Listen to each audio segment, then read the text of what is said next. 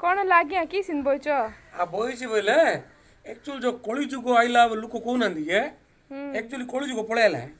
कि की सिन पे बोले लागी सुनो है एबे गुडे मोर सांग नै के रवि पटनायक एबे गुडे 3 दिन तळ घर जाइतिले बोलछो मारी बोला जना की पे बोले देखो आज कल भलो कथा का कहबोनी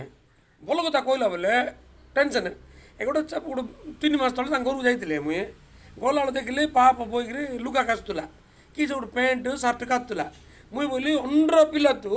भाग्य भलिया पिला तू कि ड्रेस काचु बोला किए अच्छे ना काचुआ बोला मुई बोली विवाह जा तब बाणी कहले बाई जा माइना आइब से केड़े सुंदर सेवा कर सब कर कहलु कहीदि पलैली काली कि विवाह गला शुणिली तो देखी बोल गली तो माइना को घर को जाऊ जाओ कि माड़ जान के मत कुट्टू गुड़ा मारला है मत जान ना कि भाई बोले देख रे तु शला मत बहुत जा बोली कहलु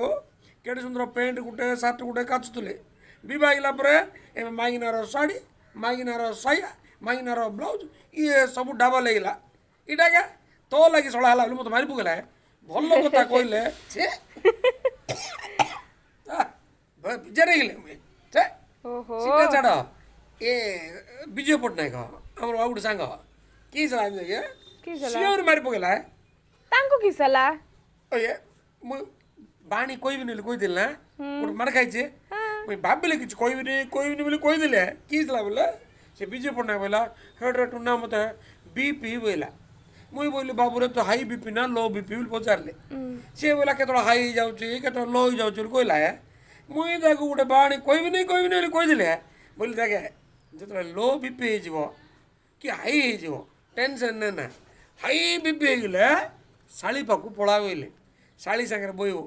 गाल गोटे धरू सी तो चामचार खोदु ताको गेल करदु गमा तो हस हो बोले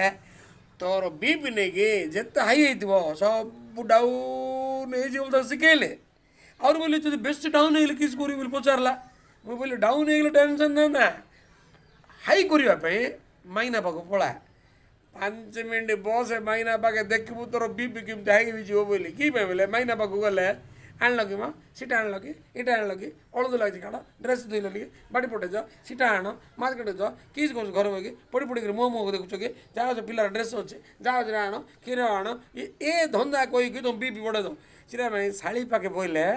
4 घंटे बीपी डाउन है माइना पाक गले 5 मिनट हाई बीपी शिखेले ये बोल गला विजय पट्टनायक ता शाड़ी सागे बोगी गेल होता पुणी तर माइना देखीदेला पुणी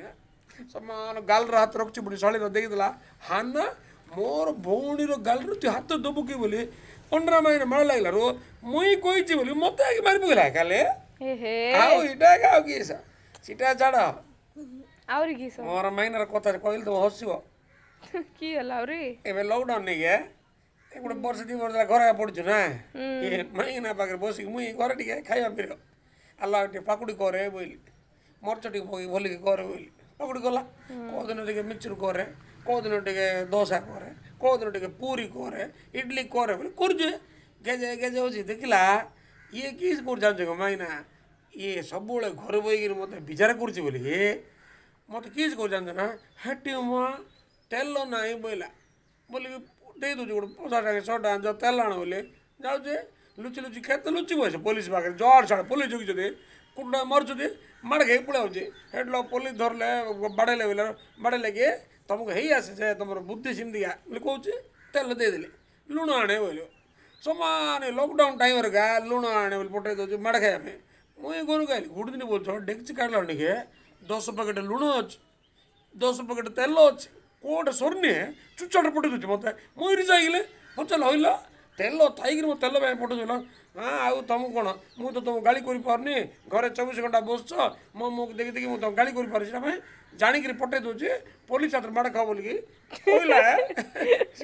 लाइफ देखला ना पुलिस हाथ माड़ खाया मत बारंबार पटे दूचे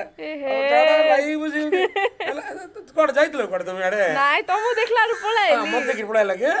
किसी करदो ना तुम्हें करदो जाओ जा जा तुम बात तुमको मो बात मत ना तुम किए जा